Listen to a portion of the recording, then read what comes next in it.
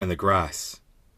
I'll watch you out of the corner of my eye, and you won't say anything. Language is the source of all misunderstandings. But, day by day, you'll be able to sit a little closer. The next day the little prince returned. It would have been better to return at the same time, the fox said. For instance, if you come at 4 in the afternoon, I'll begin to be happy by 3. The closer it gets to 4, the happier I'll feel. By 4, I'll be all excited and worried. I'll discover what it costs to be happy. But if you come at any old time, I'll never know when I should prepare my heart. There must be rites. What's a rite? Asked the little prince. That's another thing that's been too often neglected, said the fox. It's the fact that one day is different from the other days, 1 hour from the other hours. My hunters, for example, have a rite. They dance with the village girls on Thursdays. So Thursday's a wonderful day. I can take a stroll all the way down to the vineyards. If the hunters danced whenever they chose, all the days would be just alike, and I'd have no holiday at all. That was how the little prince tamed the fox. And when the time to leave was near, "Oh," the fox said, "I shall weep." It's your own fault, the little prince said. I never wanted to do any harm, but you insisted that I tame you. Yes, of course, the fox said. But you're going to weep, the little prince said.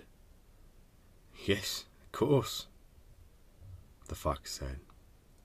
Then you get nothing out of it? I'll get something, because of the color of the wheat. Then he added, Go look at the roses again. You'll understand that yours is the only rose in all the world. Then come back to say goodbye, and I'll make you the gift of a secret. The little prince went to look at the roses again. You're not at all like my rose. You're nothing at all yet, he told them. No one has tamed you, and you haven't tamed anyone. You're the way my fox was. He was just a fox like 100,000 others. But I've made him my friend, and now he's the only fox in all the world. And the roses were humbled. You're lovely, but you're empty, he went on. One couldn't die for you. Of course, an ordinary passerby would think my rose looked just like you. But my rose, all on her own, is more important than all of you together, since she's the one I watered, since she's the one I put under glass, since she's the one I sheltered behind a screen, since she's the one for whom I killed the caterpillars, except the 2 or 3 for butterflies, since she's the one I listened to when she complained, or when she boasted, or even sometimes when she said nothing at all. Since she's my rose. And he went back to the fox. Goodbye, he said. Goodbye, said the fox. And here's my secret. It's quite simple. One sees clearly only with the heart. Anything essential is invisible to the eyes. Anything essential is invisible to the eyes, the little prince repeated in order to remember. It's the time that you spend on your rose that makes your rose so important. It's the time I spent on my rose, the little prince repeated in order to remember. People have forgotten this truth, the fox said, but you mustn't forget it. You must become responsible forever for what you have tamed. Chapter 1. Once when I was 6, I saw a magnificent picture in a book about the jungle called True Stories. It showed a boa constrictor swallowing a wild beast. Here is a copy of the picture. In the book it said, boa constrictors swallow their prey whole, without chewing. Afterwards, they are no longer able to move, and they sleep during the 6 months of their digestion. In those days, I thought a lot about jungle adventures, and eventually managed to make my first drawing, using a colored pencil. My drawing number 1 looked like this. I showed the grown-ups my masterpiece, and I asked them if my drawing scared them. They answered, "Why be scared of a hat?" My drawing was not a picture of a hat. It was a picture of a boa constrictor digesting an elephant. Then I drew the inside of the boa constrictor, so the grown-ups could understand. They always need explanations. My drawing number 2 looked like this. The grown-ups advised me to put away my drawings of boa constrictors outside or inside, and apply myself instead to geography, history, arithmetic, and grammar. That is why I abandoned, at the age of 6, a magnificent career as an artist. I had been discouraged by the failure of my drawing number 1 and of my drawing number 2. Grown-ups never understand anything by themselves, and it is exhausting for children to have to provide explanations over and over again. So then I had to choose another career, and I learned to pilot airplanes. I've flown almost everywhere in the world, and, as a matter of fact, geography has been a big help to me. I could tell China from Arizona at first glance, which is very useful if you get lost during the night. So I have had, in the course of my life, lots of encounters with lots of serious people. I have spent lots of time with grown-ups. I've seen them at close range, which hasn't much improved my opinion of them. Whenever I encountered a grown-up who seemed to me at all enlightened, I would experiment on him with my drawing number 1, which I have always kept. I wanted to see if he really understood anything. But he would always answer, "That's a hat." Then I wouldn't talk about boa constrictors or jungles or stars. I would put myself on his level and talk about bridge and golf and politics and neckties. And my grown-up was glad to know such a reasonable person. Chapter 2. So I lived all alone, without anyone I could really talk to, until I had to make a crash landing in the Sahara Desert 6 years ago. Something in my plane's engine had broken, and since I had neither a mechanic nor passengers in the plane with me, I was preparing to undertake the difficult repair job by myself. For me, it was a matter of life or death. I had only enough drinking water for 8 days. The first night, then, I went to sleep on the sand 1,000 miles from any inhabited country. I was more isolated than a man shipwrecked on a raft in the middle of the ocean. So you can imagine my surprise when I was awakened at daybreak by a funny little voice, saying, "Please, please draw me a sheep." What? Draw me a sheep. I leapt up as if I had been struck by lightning. I rubbed my eyes hard. I stared. And I saw an extraordinary little fellow staring back at me very seriously. Here is the best portrait I managed to make of him later on. But of course my drawing is much less attractive than my model. This is not my fault. My career as a painter was discouraged at the age of 6 by grown-ups, and I had never learned to draw anything except boa constrictors, outside and inside. So I stared wide-eyed at this apparition. Don't forget that I was 1,000 miles from any inhabited territory. Yet this little fellow seemed to be neither lost, nor dying of exhaustion, hunger, or thirst. Nor did he seem scared of death. There was nothing in his appearance that suggested a child lost in the middle of a desert 1,000 miles from any inhabited territory. When I finally managed to speak, I asked him, "But what are you doing here?" And then he repeated, very slowly and very seriously, "Please, draw me a sheep." In the face of an overpowering mystery, you don't dare disobey. Absurd as it seemed, 1,000 miles from all inhabited regions and in the danger of death, I took a scrap of paper and pen out of my pocket. But then I remembered that I had mostly studied geography, history, arithmetic, and grammar, and I told the little fellow, rather crossly, that I didn't know how to draw.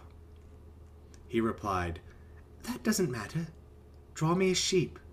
Since I had never drawn a sheep, I made him one of the only 2 drawings I knew how to make, the one of the boa constrictor from the outside.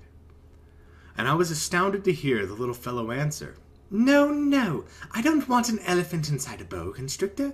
A boa constrictor is very dangerous, and an elephant would get in the way. Where I live, everything is very small. I need a sheep. Draw me a sheep. So then I made a drawing. He looked at it carefully, and then said, No, this one is already quite sick. Make another. I made another drawing. My friend gave me a kind, indulgent smile. You can see for yourself that's not a sheep. It's a ram. It has horns. So I made my third drawing, but it was rejected, like the others. This one's too old. I want a sheep that will live a long time. So then, impatiently, since I was in a hurry to start work on my engine, I scribbled this drawing and added, This is just the crate. The sheep you want is inside. But I was amazed to see my young critic's face light up. That's just the kind I wanted! Do you think this sheep will need a lot of grass? Why? Because where I live, everything is very small. There's sure to be enough. I've given you a very small sheep. He bent over the drawing. Not so small as that. Look, he's gone to sleep. And that's how I made the acquaintance of the Little Prince. Chapter 3. It took me a long time to understand where he came from. The Little Prince, who asked me so many questions, never seemed to hear the ones I asked him. It was things he said quite at random that bit by bit explained everything. For instance, when he first caught sight of my airplane, I won't draw my airplane, that would be much too complicated for me. He asked, What's that thing over there? It's not a thing, it flies. It's an airplane. My airplane. And I was proud to tell him that I could fly. Then he exclaimed, What? You fell out of the sky? Yeah, I said modestly. Oh, that's funny. And the Little Prince broke into a lovely peal of laughter, which annoyed me a good deal. I like my misfortunes to be taken seriously. Then he added, So you fell out of the sky too? What planet are you from?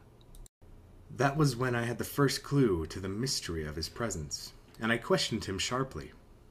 Do you come from another planet? But he made no answer. He shook his head a little, still staring at my airplane. Of course, that couldn't have brought you from very far. And he fell into a reverie that lasted a long while. Then, taking my sheep out of his pocket, he plunged into contemplation of his treasure. You can imagine how intrigued I was by his hint about other planets. I tried to learn more. Where do you come from, little fellow? Where is this where I live of yours? Where will you be taking my sheep? After a thoughtful silence, he answered, The good thing about the crate you've given me is that he can use it for a house when it's dark. Of course. And if you're good, I'll give you a rope to tie him up during the day, and a stake to tie him to. This proposition seemed to shock the Little Prince. Tie him up? What a funny idea. But if you don't tie him up, he'll wander off somewhere and get lost. My friend burst out laughing again. Where could he go? Anywhere. Straight ahead. Then the Little Prince remarked quite seriously, Even if he did, everything's so small where I live. And he added, perhaps a little sadly, Straight ahead, you can't go very far. Chapter 4. That was how I learned the second most important thing, which was that the planet he came from was hardly bigger than a house. That couldn't surprise me much. I knew very well that except for the huge planets like Earth, Jupiter, Mars, and Venus, which have been given names, there are hundreds of others that are sometimes so small that it's very difficult to see them through a telescope.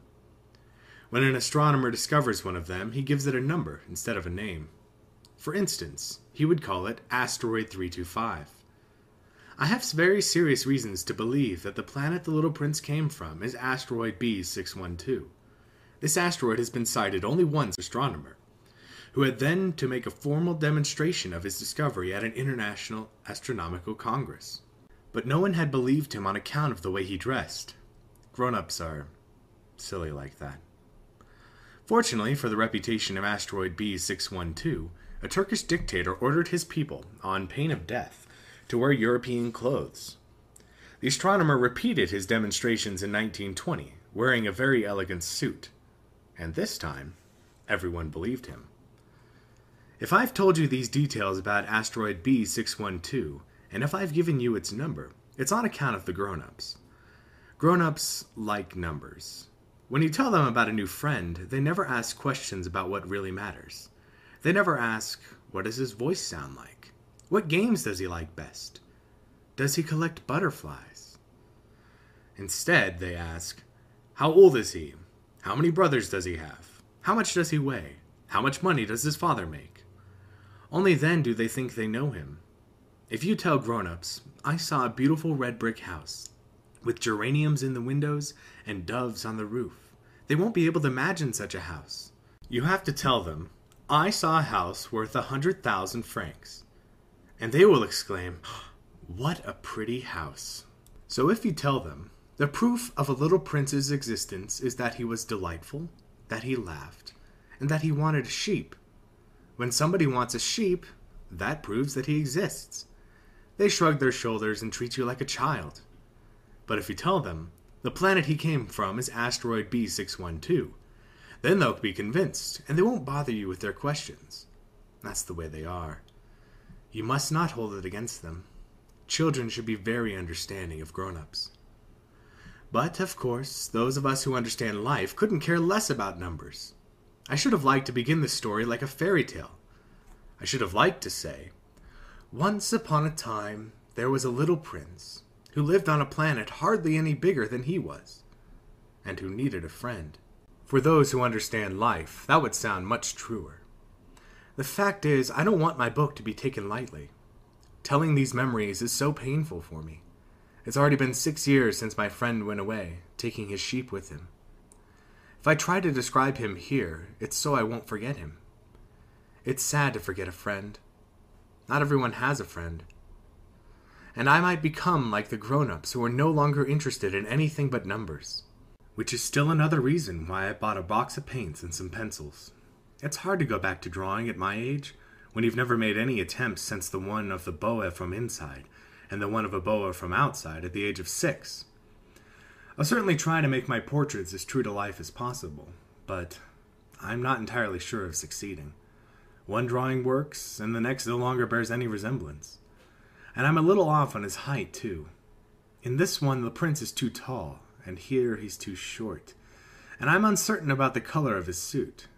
So I grope in one direction and another as best I can. In the end, I'm sure to get certain more important details all wrong. But here you'll have to forgive me. My friend never explained anything.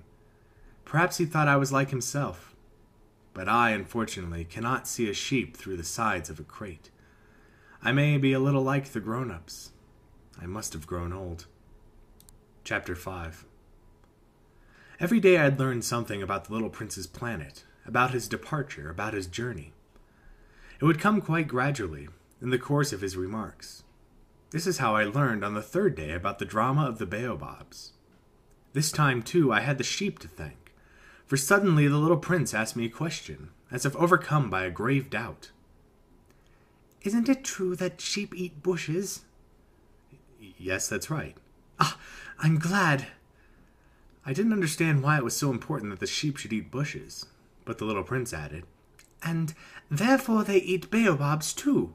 I pointed out to the little prince that baobabs are not bushes, but trees as tall as churches, and that even if he took a whole herd of elephants back to his planet, that herd couldn't finish off a single baobab. The idea of a herd of elephants made this little prince laugh. We'd have to pile them on top of one another. But he observed perceptively, before they grow big, baobabs start out by being very small. True enough, but why do you want your sheep to eat little baobabs? He answered. Oh, come on, you know. As if we were talking about something quite obvious. And I was forced to make a great mental effort to understand this problem all by myself. And in fact, on the little prince's planet there were, as on all planets, good plants and bad plants. The good plants come from good seeds, and the bad plants from bad seeds. But the seeds are invisible. They sleep in the secrecy of the ground until one of them decides to wake up. Then it stretches and begins to sprout, quite timidly at first, a charming, harmless little twig reaching towards the sun. If it's a radish seed or a rosebush seed, you can let it sprout all it likes. But if it's the seed of a bad plant, you must pull up the plant right away, as soon as you recognize it. As it happens, there were terrible seeds on the little prince's planet. Baobab seeds. The planet's soil was infested with them. Now, if you attend to a baobab too late, you can never get rid of it again. It overgrows the whole planet. Its roots pierce right through. And if the planet is too small, and if there are too many baobabs, they'll make it burst into pieces. It's a question of discipline, the little prince told me later on. When you've finished washing and dressing each morning, you must tend to your planet. You must be sure you pull up the baobabs regularly, as soon as you can tell them apart from the rose bushes, which they closely resemble when they're very young. It's very tedious work, but very easy. And one day he advised me to do my best to make a beautiful drawing, for the edification of the children where I live. If they travel some day, he told me, it could be useful to them. Sometimes there's no harm in postponing your work until later, but with baobabs, it's always a catastrophe. I knew one planet that was inhabited by a lazy man. He had neglected 3 bushes. So, following the little prince's instructions, I have drawn that planet. I don't much like assuming the tone of a moralist, but the dangers of baobabs is so little recognized, and the risks run by anyone who might get lost on an asteroid are so considerable, that for once I am making an exception to my habitual reserve. I say, children, watch out for baobabs. It's to warn my friends of a danger of which they, like myself, have long been unaware, that I work so hard on this drawing. The lesson I am teaching is worth the trouble. You may be asking, why are there no other drawings in this book as big as the drawing of the baobabs? There's a simple answer. I tried, but I couldn't manage it. When I drew the baobabs, I was inspired by a sense of urgency. Chapter 6. Oh, little prince. Gradually, this was how I came to understand your sad little life. For a long time, your only entertainment was the pleasure of sunsets. I learned this new detail on the morning of the 4th day, when you told me, I really like sunsets. Let's go look at one now. But we have to wait. What for? For the sun to set. At first you seemed quite surprised, and then you laughed at yourself, and you said to me, I think I'm still at home. Indeed, when it's noon in the United States, the sun, as everyone knows, is setting over France. If you could fly to France in 1 minute, you could watch the sunset. Unfortunately, France is much too far, but on your tiny planet, all you had to do was move your chair a few feet, and you could watch the twilight whenever you wanted to. One day I saw the sun set 44 times. And a little later you added, You know, when you're feeling very sad, sunsets are wonderful. On the day of the 44 times, were you feeling very sad? But the little prince didn't answer. Chapter 7. On the 5th day, thanks again to the sheep, another secret of the little prince's life was revealed to me. Abruptly, with no preamble, he asked me, as if it were the fruit of a problem long pondered in silence. If a sheep eats bushes, does it eat flowers too? A sheep eats whatever it can find. Even flowers that have thorns? Yes, even flowers that have thorns. Then what good are the thorns? I didn't know. At that moment I was very busy trying to unscrew a bolt that was jammed in my engine. I was quite worried, for my plane crash was beginning to seem extremely serious, and the lack of drinking water made me fear for the worst. What good are thorns? The little prince never let go of a question once he had asked it. I was annoyed by my jammed bolt, and I answered without thinking. Thorns are no good for anything. They're just a flower's way of being mean. Oh. But after a silence, he lashed out at me with a sort of bitterness. I don't believe you. Flowers are weak. They're naive. They reassure themselves whatever way they can. They believe their thorns make them frightening. I made no answer. At that moment I was thinking, if this bolt stays jammed, I'll knock it off with the hammer. Again the little prince disturbed my reflections. Then you think flowers... No, not at all. I don't think anything. I just said whatever came into my head. I'm busy here with something serious. He stared at me, astounded. Something serious? He saw me holding my hammer, my fingers black with grease, bending over an object he regarded as very ugly.